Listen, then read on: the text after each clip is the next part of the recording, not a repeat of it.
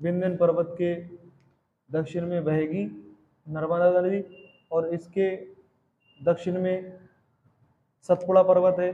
फिर ये तापी नदी पश्चिम से पूर्व की ओर, पूर्व से पश्चिम की ओर जो नदियां बहती हैं।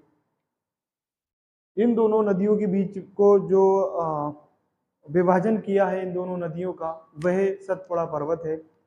और हिमालयी नदियां एवं प्रायद्वीपीय नदियां या फिर प्रायद्वीपीय भारत की नदियों को जिसने विभाजित किया है उसका नाम है विंध्यन पर्वत। विंध्यन पर्वत के द्वारा हिमालयी नदियां एवं दक्षिण भारत की नदियों का विभाजन हुआ है, और बीच ये छोटी छोटी नदियां आकर किसी एक स्थान पर मिलती हैं और बड़े नदी तंत्र का निर्माण करती हैं।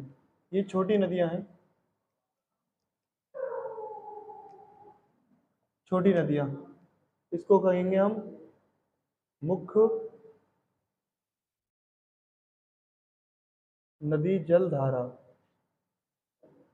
या फिर मुख्य नदी या फिर मुख्य जल धारा हम इसे कहेंगे। बट अब कभी भी कहीं भी देखेंगे तो छोटी छोटी नदियों के द्वारा ही एक बड़ी नदी का निर्माण होता है। विशेष तौर पे आप देखेंगे नर्मदा नदी, तापी नदी, गोदावरी नदी, कृष्णा नदी, कावेरी नदी, इन नदियों का जो निर्माण है वो इसी प्रकार से हुआ है। यदि कोई भी ऐसा भूभाग है जो उठा हुआ है, जैसे कोई पठार हो सकता है, कोई पर्वत हो सकता है, इनके कारण दो नदी जल तंत्र या फिर दो जल धाराएं अलग होती हैं।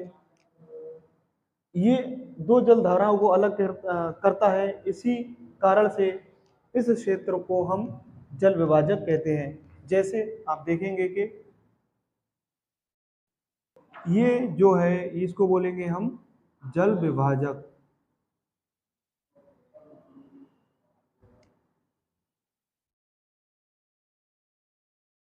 जल विभाजक, इसके कारण ये दो जो मुख्य धाराएं हैं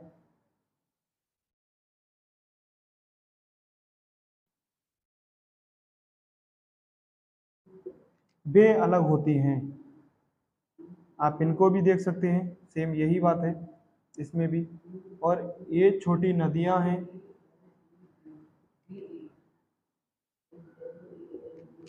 सेम इनका भी यही है, ये भी छोटी नदियां हैं।